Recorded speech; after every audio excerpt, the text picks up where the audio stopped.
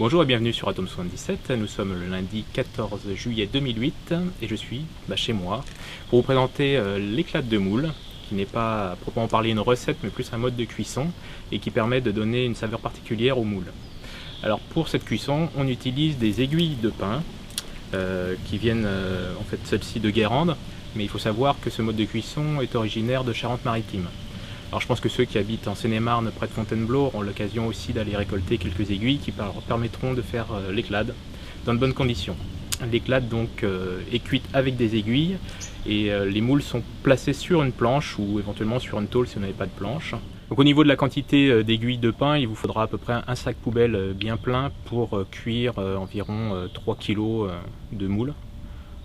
Donc au niveau des moules, nous prenons si possible des moules de bouchot qui peuvent se présenter donc soit sous forme de barquettes comme ça, toutes prêtes, toutes nettoyées, ou alors vous pouvez également donc les prendre au litre, sachant que pour un litre vous avez 700 g de moules et qu'il faut compter à peu près 700 g par personne.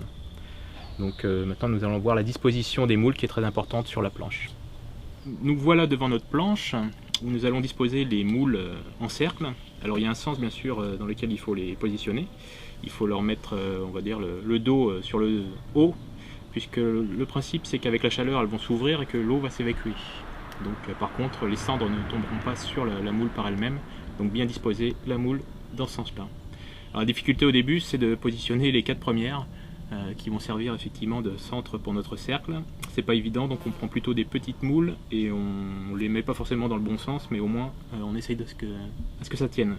Donc on va essayer maintenant d'ajouter des moules au fur et à mesure, sans faire tomber ce qui a déjà été placé, ni en faire tomber par terre. Hop là c'est raté. Château de moules. Donc on va recommencer. Hé Coton, rends-moi la moule.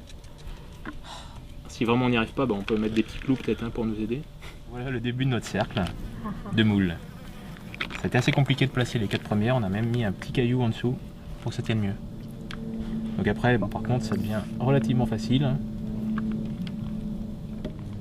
C'est un plat qui fait participer les invités.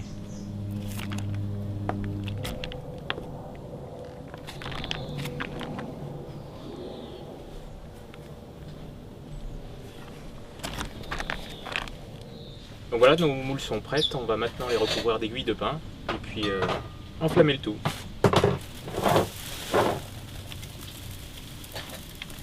Il faut les poser délicatement pour bien sûr ne pas faire tomber les moules qu'on a mis tant de temps à préparer.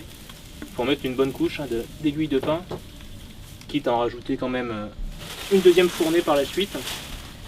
Mais il faut surtout essayer d'en mettre sur tout le pourtour en fait de nos moules.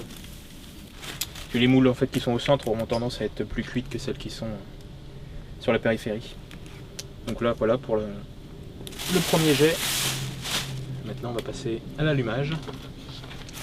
Ustensile indispensable, le briquet.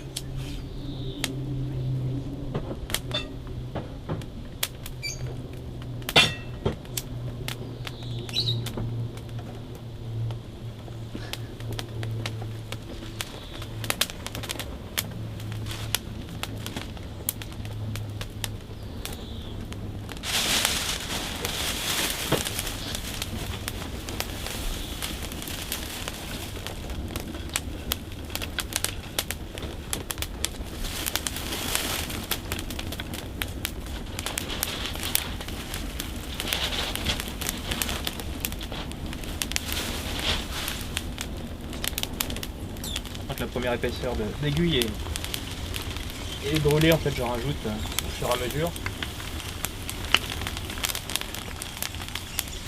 Le temps de cuisson en fait assez difficile à estimer, donc c'est par expérience, on sait qu'il faut à peu près un sac pour cuire la totalité des moules.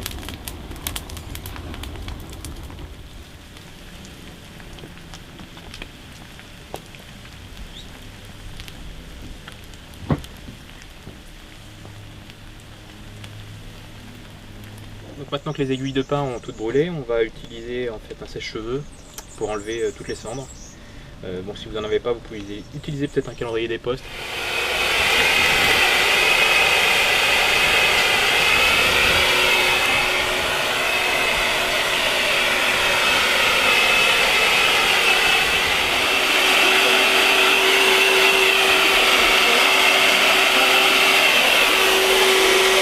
Voilà, les moules sont prêtes. Alors, effectivement, les coquilles sont carbonisées, mais il ne faut pas s'y fier. En fait, les moules seront très bonnes à l'intérieur.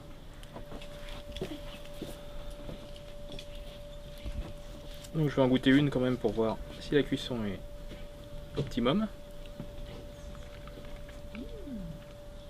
Délicieux. Voilà, je vous souhaite un bon appétit et à bientôt.